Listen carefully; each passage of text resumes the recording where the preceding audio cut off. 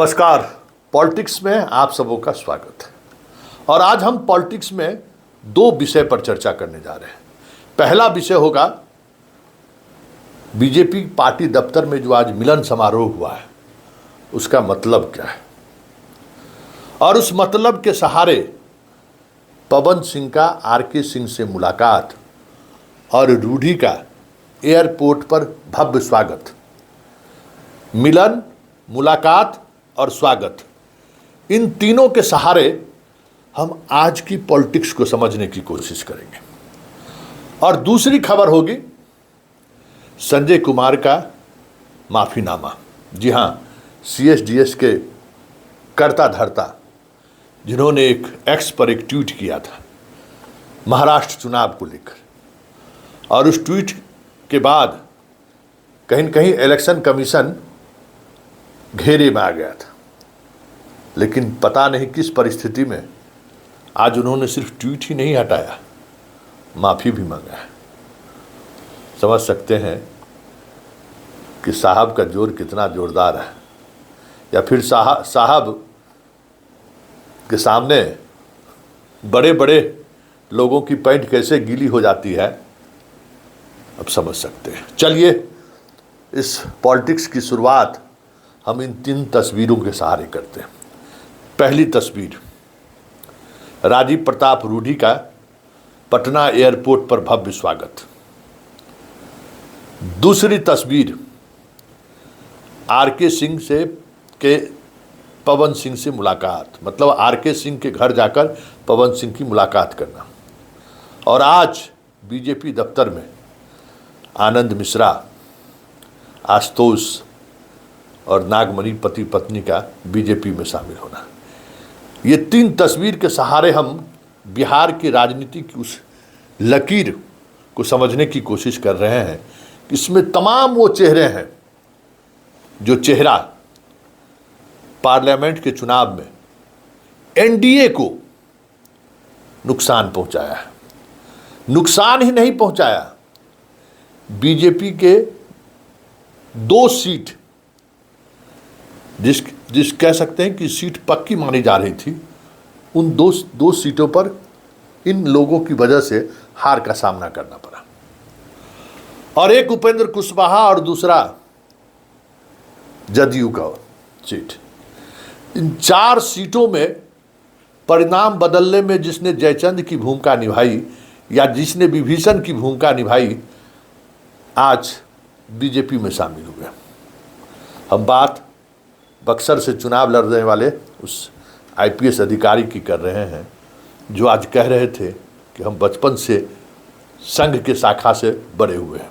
ये पर्सनली कहूँ तो बहुत ही कृतज्ञता भरा दिन है मेरे लिए। ये बहुत ही ह्यूमिलिटी का दिन है, क्योंकि जब मैंने आईपीएस की नौकरी छोड़ी थी उससे पहले भी मैं आया था, तब हमारे माननीय उप मुख्यमंत्री शिवराज जी प्रदेश अध्यक्ष थे। मैं आपके पास भी नमस्ते करके गया, और हमेशा से मैं प्रभावित रहा। एक बात स्वयं सेवक होने के कारण से शायद कहीं ना कहीं मुझे हमेशा, अगर इस देश का भविष्य, इस पूरे कहीं विश्व का भविष्य देखा जाए, तो मुझे कहीं ना कहीं बचपन से ही दिमाग में था कि तब तो खैर भाजपा पावर में नहीं थी, लेकिन संघ के माध्यम से जुड़ने के कारण से लगता था कि यही पार्टी अगर हमारे देश का कुछ भला कर सकती है, देश को उसकी पहचान दिला सके, तो कहीं ना कहीं वो भाजपा ही हो सकती है। सुन लिए। और सबको पता है कि इनकी वजह से अश्विनी चौबे की हार हुई। आशुतोष जो आज बीजेपी में शामिल हुए हैं, जहानाबाद में चंद्रवंशी के खिलाफ भूमियारों की गोलबंदी को लेकर जिस स्तर पर इसने सियासत की, क्या हुआ? अलग बात है कि हार जीत का बड़ा मार्जिन था, लेकिन माहौल बनाने में, मतलब एनडीए के उम्मीदवार को हराने में जो माहौल है, उस माहौल को बनाने में इनकी बड़ी भूमिका रही। आज बीजेपी का दामन थामा है। पवन सिंह की वजह से उपेंद्र कुशवाहा हारे, और पवन सिंह के उस राजनीति की वजह से आरके सिंह भी हारे। अब जरा इसका मतलब समझिए। इस पूरे प्रकरण पर अगर आप ध्यान दीजिएगा, गौर करिएगा, तो अश्विनी चौबे हो चाहे आर.के. सिंह हो, ये दोनों किसी भी परिस्थिति में शाह की गुलामी स्वीकार करने को तैयार नहीं थे, शाह के बादशाहत को स्वीकार करने को तैयार नहीं थे। कहीं इस वजह से इन दोनों को एक साजिश के तहत हराया तो नहीं गया, क्योंकि पवन सिंह के निर्दलीय चुनाव लड़ने से पहले उन्हें कोलकाता में पश्चिम बंगाल में बीजेपी ने अपना उम्मीदवार भी घोषित किया था। फिर कुछ बात ऐसी हुई जिस वजह से उम्मीदवारी उसने वापस ले लिया। और ये भी था कि अगर उस दौर में अगर बीजेपी जिस तरीके से साम दंड भेद सभी तरीके का इस्तेमाल करती है तो पवन सिंह चुनावी मैदान से बाहर भी हो सकते थे, लेकिन उनको चुनाव लड़ने दिया गया। उपेंद्र कुशवाहा भी हारे, आर.के. सिंह भी हारे।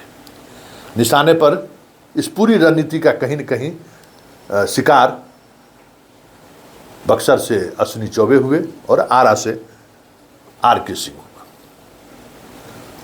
तो इस सियासत का मतलब क्या है? और इस सियासत का मतलब मोदी कमजोर हो या हो जाए इससे मतलब नहीं है। मेरी बादशाहत बनी रहे या हमारी पकड़ बनी रहे या फिर मोदी के बाद कौन, जब ये स्थिति बने तो किसी भी राज्य में कहीं से कोई जुबान खुलता हुआ न दिखे, शाह की वो सियासत की तो साजिश नहीं था। बड़ा सवाल है, इन चीज़ों को समझिए। और इन सियासत के बीच राजीव प्रताप रूढ़ी जिस तरीके से दिल्ली में कॉन्स्टिट्यूशन क्लब के चुनाव में शाह को हरदी चुना बादशाह बुला दिया, शाह को सीधे तौर पर चुनौती देते हुए उनके उम्मीदवार को परास्त करा दिया। अब कहा जा रहा है कि अब रिकाउंटिंग की भी बात हो रही है। तो रूढ़ी का स्वागत कहीं उसी सत्ता को चुनौती तो नहीं है।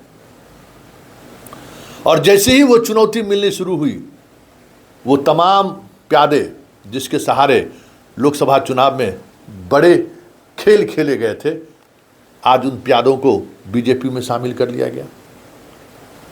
ये संयोग नहीं है। इस देश की पॉलिटिक्स में अमित शाह जिस तरीके की राजनीति कर रहे हैं, आज यहां मोदी का आदमी कौन है? बिहार की राजनीति में अगर बात करिए, मोदी का आदमी कौन है? कोई नहीं है। सारे के सारे शाह के प्यादे हैं, चाहे वो नित्यानंद राय हो, चाहे संजय जायसवाल हो, सम्राट चौधरी हो, एक से एक जिसका भी नाम ले लीजिए। और जो शाह से पहले से सियासत करते रहे हैं बीजेपी के अंदर, आज सारे के सारे वो हाशिए पर हैं। चाहे वो राधा मोहन सिंह हो, राजीव प्रताप रूढ़ी हो, सेग्रीवाल हो, रामकृपाल यादव बिहारे, मतलब एक से एक नाम ले लीजिए ना, सारे नाम। गिरिराज इसलिए बच गए कि गिरिराज की वफादारी मोदी के साथ हमेशा बनी रही है, तो उसको मतलब काट छाट करने में थोड़ी परेशानी थी। फिर भी मंत्रालय के बाद भी मंत्रालय के अंदर गिरिराज की मर्जी नहीं चलती है, वहाँ भी शाह की ही मर्जी चलती है, और इसलिए वहाँ से सहकारिता को बाहर ला दिया गया।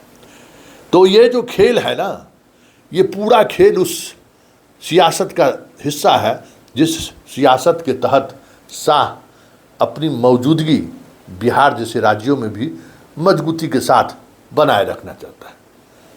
वैसे शाह ये बिहार है।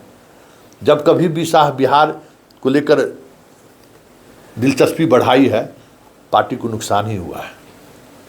नीतीश को लेकर वो असहज हैं, लेकिन वहाँ भी उन्हें लगता है कि नीतीश के बगैर संभव नहीं है, तो नीतीश को भी स्वीकार कर रहे हैं। वैसे नीतीश से मिलने से वो परहेज करते रहते हैं। ऐसे में यह देखना दिलचस्प होगा कि जिस स्तर पर वो सियासत कर रहे हैं, लोकसभा चुनाव में ऐसे उम्मीदवार को जिस तरीके से हराने की साजिश में आज वो शामिल होते हुए या शामिल रहते हुए दिख रहे हैं, वो जख्म कहीं अगर मतदाताओं के अंदर हरा हो गया तो शाह का ये दाव कहीं उल्टा न पड़ जाए तो कोई बड़ी बात नहीं होगी। चलिए अब हम बात संजय कुमार की कर रहे हैं। CSDS के खासम खास आज इन्होंने माफ़ीनामा मांगा है। इन्होंने चुनाव आयोग के प्रेस कॉन्फ्रेंस के बाद महाराष्ट्र के 2 विधानसभा चुनाव कंस्टिट्यूंसी की चर्चा की थी, जहां पार्लियामेंट के इलेक्शन के समय 4 लाख से अधिक वोटर हुआ करता था, और पार्लियामेंट के बाद विधानसभा चुनाव में वोटों की संख्या घटकर लगभग 2,20,000 के करीब हो गए। उन 2 कंस्टिट्यूंसी के बारे में चर्चा करते हुए संजय कुमार ने अपने एक्स पर ट्वीट किया था।